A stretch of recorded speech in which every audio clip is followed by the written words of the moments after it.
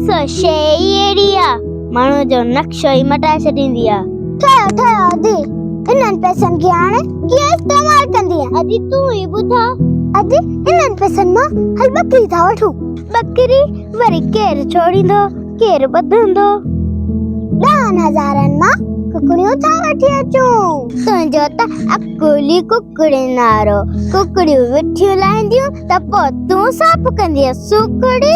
विठियूं खणी मां खणंदीसान। तूं पोटी धोराईंदीअन? मां थी धोरायां पोटी।